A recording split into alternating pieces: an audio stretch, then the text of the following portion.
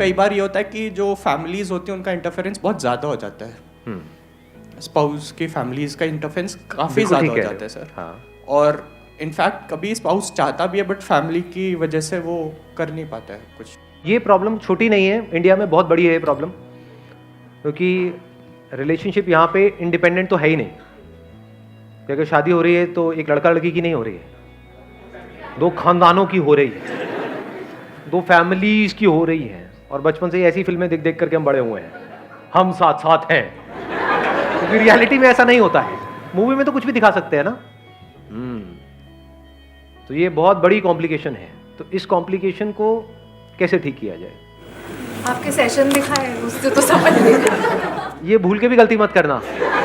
इन्होंने कहा कि आपके सेशंस दिखाएं, इतने जूते पड़ेंगे जितना हम सोच भी नहीं सकते। वो कहेगा ये कौन होता है हमारे बीच में आने वाला, कौन है ये, और तू क्यों इतना सुनती है इसको? वो खुद देखे तो बात अलग है। और ये बहुत इंटरेस्टिंग बात है। जब भी कोई सेशन अटेंड करते हैं वो ये नहीं सोचते कि मेरे को खुद को बदलना है, कहते ये वीडियो तो मैं जरूर अपनी बीवी को दिखाऊंगा।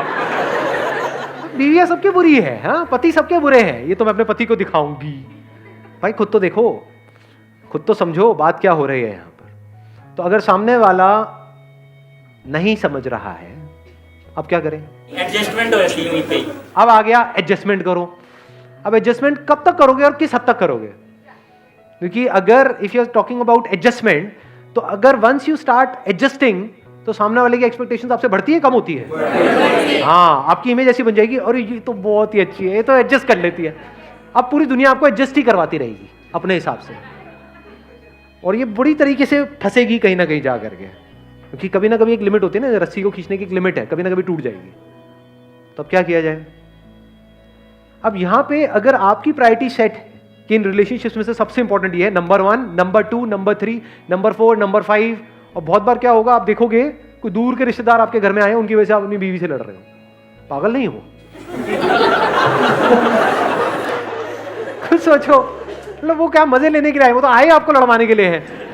तो यू मस्ट प्रायोरिटाइज। हो सकता है कोई 100वें नंबर के बंदे की वजह से आप पहले वाले से लड़ रहे हो, तो पहले तो इसको आपने प्रायोरिटाइज किया। अब ये जो पहले नंबर पे है पर्सन, यही सबसे इंपॉर्टेंट है ना आपके लिए।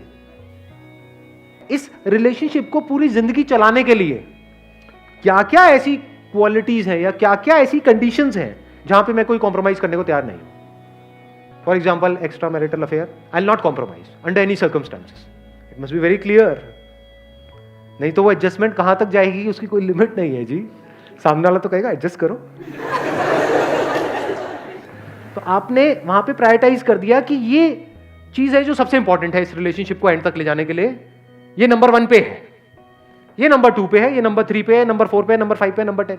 तो 10वें नंबर की अगर कोई चीज है उसकी वजह से तो हम नहीं लड़ रहे कहीं, बट अगर कोई पहले नंबर की चीज है तो अब क्या करोगे? एडजस्ट करोगे? वहां पर वहां पे लड़ना पड़ेगा, तो लड़ने के लिए तैयार रहो।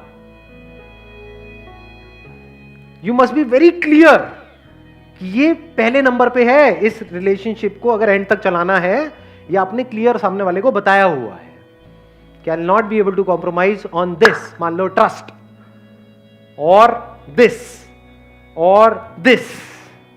मान लो तीसरे नंबर पे कोई है प्रॉब्लम, वो तीसरे नंबर पे क्या हो सकती है? बदतमीजी से बात करना। रिस्पेक्ट इंपॉर्टेंट है लेकिन ट्रस्ट के जितनी नहीं है ना, क्योंकि वो तीसरे नंबर पे है, तो आपको पता है यहां पे कॉम्प्रोमाइज किया जा सकता है। जब दो लोग साथ में आते हैं रिलेशनशिप में तो लड़ाई झगड़ा भी हो जाता है, कभी कभी बहुत ज्यादा भी हो जाता है।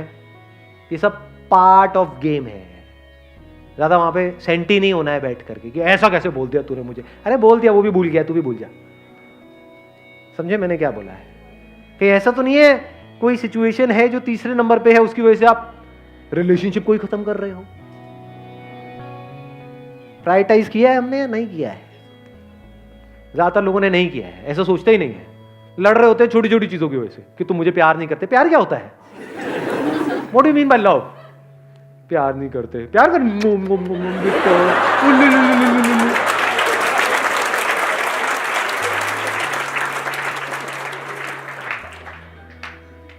वेले फंडे होते हैं बहुत सारे लोग। आप अभी हंस रहे हो लेकिन इन्हीं चीजों की वजह से लड़ाई झगड़े हो रहे होते हैं।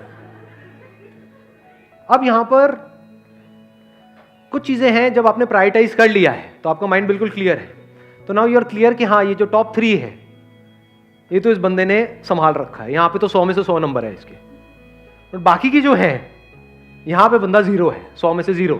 अब क्या किया जाए?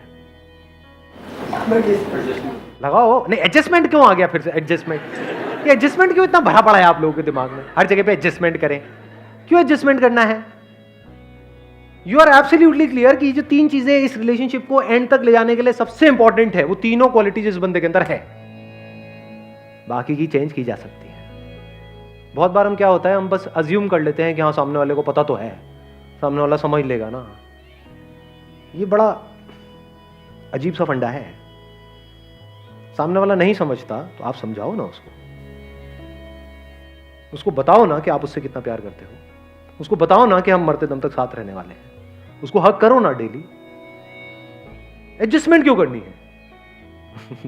Why adjustment? एडजस्टमेंट का मतलब है जो टॉप 3 है यहां पे आप कॉम्प्रोमाइज कर रहे हो। Never adjust. कुछ चीजें हैं जहां पे एडजस्टमेंट नहीं करनी चाहिए, और कुछ चीजें हैं जिनको बदला जा सकता है, तो एडजस्टमेंट है कहां?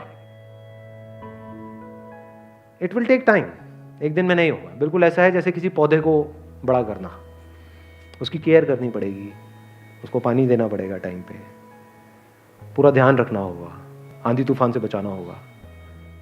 इसी केयर को प्यार कहते हैं। हर वो काम करना होता है जो आप चाहते हो कि आपके साथ हो। सिंपल है। आपको क्या अच्छा लगता है? कोई आपकी तारीफ करे, आपकी कमियां निकालता है। अच्छा लगता है? नहीं लगता है। कोई आपकी कमियां आपको बताता है, आपको पता है खुद में आप में कितनी कमियां हैं, खुद ही अपने आप को बताते रहते हो, ऊपर से कोई सामने से बता दे तो गुस्सा नहीं आता है? बट यही नहीं होता है रिलेशनशिप्स में। क्यों होता है ऐसा? क्यों हम सामने वाले को उसकी कमियां बताते रहते हैं? क्योंकि हम उसकी कमियां देखते रहते हैं।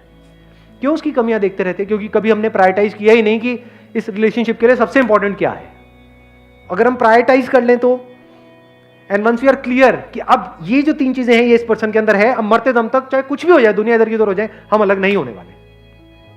Not possible. तो अब क्या मुश्किल है? इसको देखना कि मैं क्या चाहता हूं अपने लिए, और वैसे ही मैं सामने वाले से एक्ट करूं, मतलब उसकी तारीफ करूं, नॉट फ्लैटरी, जेन्युइन कॉम्प्लीमेंट्स। सामने वाले को अच्छा लगेगा? नहीं लगेगा, चाहे वो मेल हो चाहे फीमेल हो। याद रखो, अपने ऊपर रख करके देखो कि कोई कुछ अच्छा बोल देता है, कितने दिन तक याद रहता है? रहता है? नहीं रहता है। कई बार पूरी जिंदगी याद रह जाता है। हमें खुद भी नहीं पता होता है कि हाँ हमारे अंदर ऐसा कुछ है, और अगर वो कोई बोल दे तो और अच्छा लगता है। तारीफ खुल के क्यों नहीं करते हो? बुराई तो खुल के करते हो। जब अंदर से we are really thankful from the bottom of our heart to the other person कि थैंक यू सो मच कि तुम मेरी लाइफ में हो, it means a lot to me, it means the world to me. और आप ये सब बोल नहीं रहे हो, बस उसकी आंखों में इस तरह से देख रहे हो सोच करके, तो कुछ होगा वहां पर या नहीं होगा? सामने वाले को कैसा फील होगा?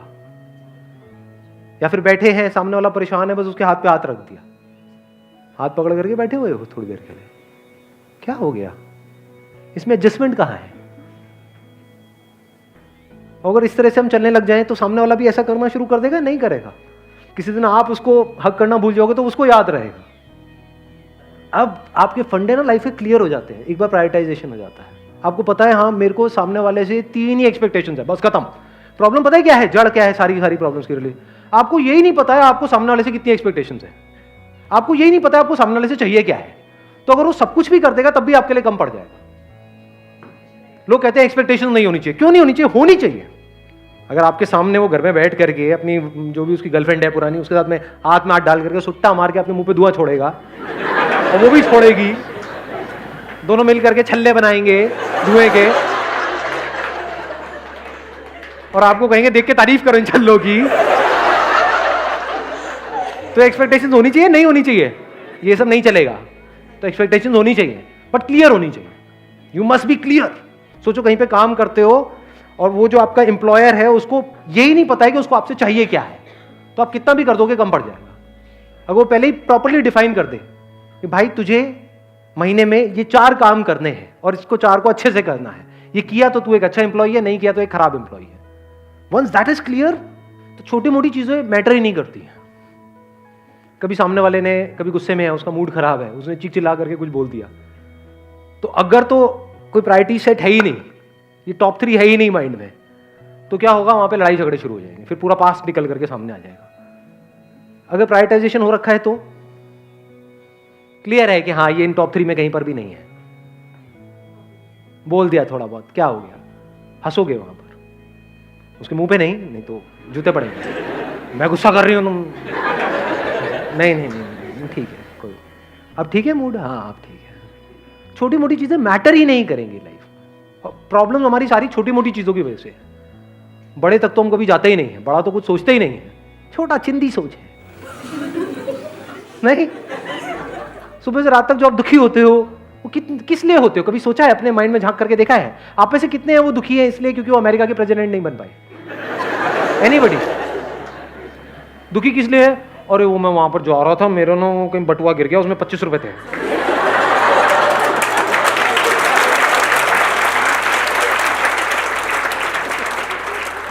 चिंदी सोच, चिंदी दुख।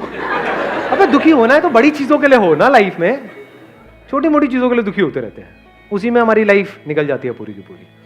तो वंस दैट इज क्लियर, तो आप छोटी मोटी चीजों की वजह से लड़ोगे झगड़ोगे ही नहीं, चीजों को सामने वाले को बड़ी आसानी से दे दोगे।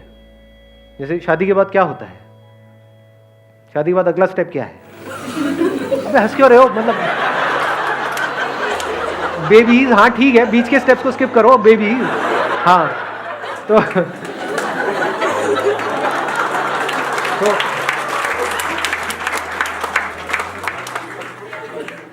तो बच्चों को लेकर के कितने लड़ाई झगड़े होते हैं लोगों के, पावर गेम चल रही होती है वहां पे। अगर आपको समझ आ जाए कि ये मेरी वो जो प्रायोरिटीज है उसमें है ही नहीं, क्योंकि सामने वाला भी उसके लिए कुछ गलत थोड़ी ना करेगा, तो अगर सामने वाला सब कुछ अपने हिसाब से करना चाहता है उन बच्चों के लिए, तो करने दे, इससे बड़े तो मेरे लिए कुछ है ही नहीं। बढ़िया है, मेरा काम सिर्फ एक होगा, बैठ करके कमियां निकालता रहूंगा आराम से, तू कर ले। ये बेस्ट होती है अप्रोच लाइफ में। नहीं, कभी कोई ज्यादा चौड़ा होता है ना लाइफ में कि मैं करूंगा अपने हिसाब से, अरे तू कर, इससे बढ़िया कुछ हो ही नहीं सकता। मैं खड़े होकर के ये क्या किया है, ये ढंग से नहीं किया, ये बेकार है, अरे हाँ ये गलत है, कुछ मत करो। मतलब अगर सामने वाला यही चाहता है तो बढ़िया है। अब देखो वहां पर भी हम लड़ रहे होते हैं, नहीं मैंने ऐसे ऐसे घूंचों को देखा है, वो दीवार के रंग को लेकर के लड़ रहे होते हैं, नहीं पिंक होना चाहिए, नहीं येलो होना चाहिए। अबे येलो भी हो जाएगा तब भी तू खच्चर का खच्चर ही रहेगा।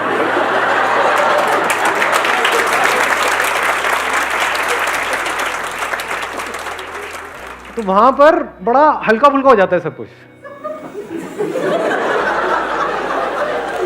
हंस लो, कोई नहीं, रोक करके क्या करोगे, निकल जाने दो हंसी को।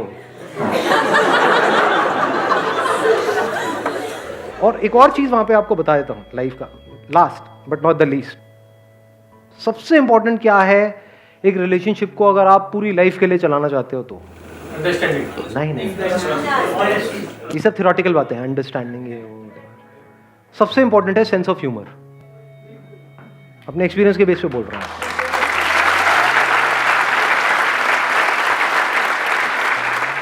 कुछ भी हो रहा है हंसते रहो, पागल क्यों हो जाओ, ये तो पागल है, पागल ही सही चलते हैं, लंबे टाइम तक पागल ही चल सकते हैं, समझदार नहीं चल सकते। समझदारों की लड़ाई झगड़े हो जाते हैं।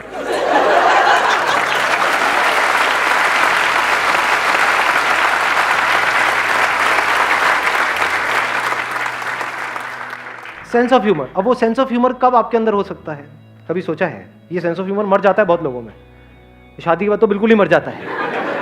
हंसने के लिए दोस्त ढूंढते हैं, बहाने ढूंढते हैं कि जब तक 2-4 लगाएंगे नहीं तब तक हंसी नहीं आएगी। अबे क्या है ये? सेंस ऑफ ह्यूमर कहां से आता है, कभी सोचा है? जब लाइफ को आपने समझ लिया बारीकी से, life is imperfect, it can't be perfect. जैसे ही आप परफेक्शन की तरफ चले जाते हो ना, मुझे सब कुछ परफेक्ट करना है, परफेक्ट का मतलब क्या, सब कुछ अपने हिसाब से करना है। क्या आपका हिसाब परफेक्ट है?